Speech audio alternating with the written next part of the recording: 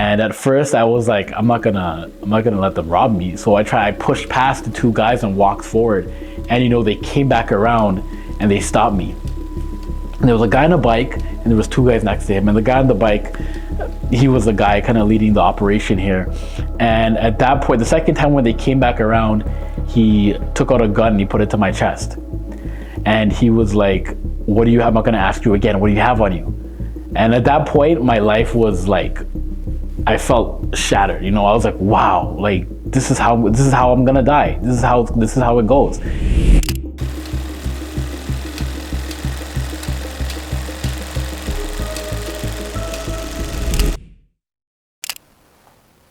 God is good. He's a God of restoration. This is my testimony. My name is Daniel, and I grew up in a Christian household all my life. Both my parents grew up Christian. I grew up Christian. And that's how we were raised. And, I was born in Scarborough and we moved to Florida for a bit. While I was there, I went to school and we ended up coming back and moving into Malvern. And that's when we started attending Malvern Christian Assembly as a family. It was a great time in church. I loved going to church as a kid. I loved coming to Sunday school. I loved all the lessons we'd learn. It was a time where you would come and it was fun. You saw your friends, you got candy, you learned about the Lord, and it was just a great place to be. And it was a place we would come every Sunday. My parents were heavily involved in church. I was involved in the midweek activities. And we would come here and it was a great time. And coming here, I was happy. It was a good place to be. And it was up until grade 8 is where I really found a relationship with the Lord. When I was in grade 8, I was saved. I accepted the Lord as Lord and Savior. And I also got baptized in that same year.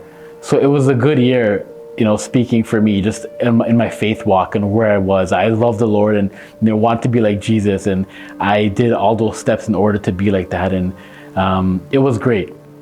And I went to grade 9 in 2005. And it was going into grade 9, I wasn't sure what to expect, wasn't sure what high school was going to be like. I just knew one thing was that I love God. And I was excited for high school. And going into there, they say high school is where you kind of make it or break it and where you find yourself. And going to high school, it was a different experience for me, just seeing different groups of people coming into it. And, I really felt this sense of wanting to belong to something, belong to a group. And, I found myself heavily getting involved into gang culture.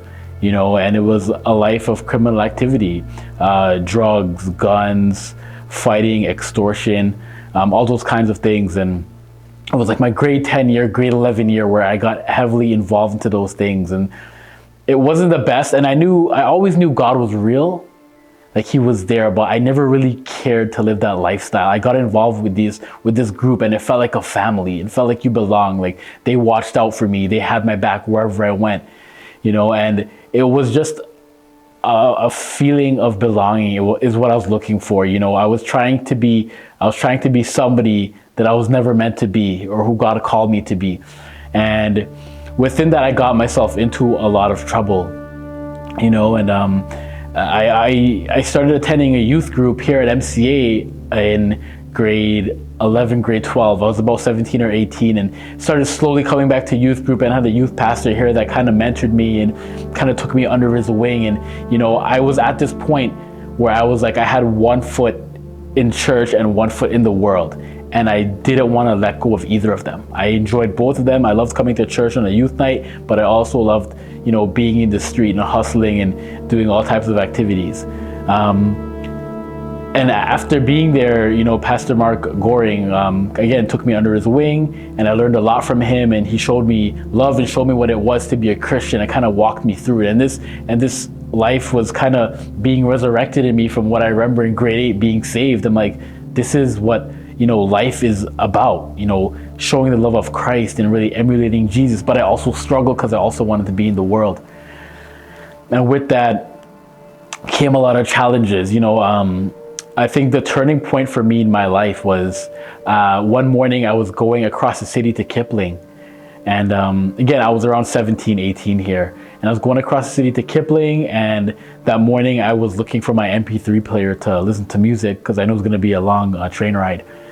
And going there, while I was looking for it, my MP3 player, I noticed that it was dead. And my MP3 player was never dead. I loved my music. I always kept it charged. So there was no reason why my MP3 player should have died. But that morning, it died, and I was looking for something to do. I'm like, what am I going to do on the way there? And I saw a little red testament on my dresser, and I always remember my mom and grandma really pressing into me about reading the Bible, always, every day, making that a part of routine, and I never did it. So I wiped the dust off this New Testament, this little red testament that I had, and I put it in my pocket. And I left the house that day, and I'm on the train, I take it in my pocket, and I literally read it for like maybe 30 seconds, and I put it back in my pocket, and I never touched it after that. I went to Kipling, I came back, I got off the TTC in my area, and I was approached by 3 guys. And I seen them approaching me, and I knew who they were, and I was like, man, like, I'm about to get a whooping today. And I got off this TTC bus, and they approached me, and they asked me what I had on me. And at first I was like, I'm not gonna let them rob me. So I pushed past the 2 guys and walked forward.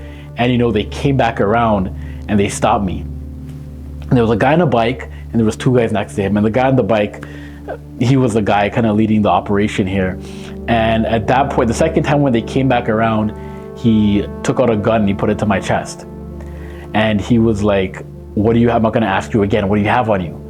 And at that point, my life was like, I felt shattered. I was like, wow, like this is how I'm going to die. This is how it goes. And, to be honest, at that point, I felt like this is where my life should be taken. I felt like I should be shot here. Like after everything I've done in my life, all the bad things I've done, everything accumulates to this one point where I'm going to get shot.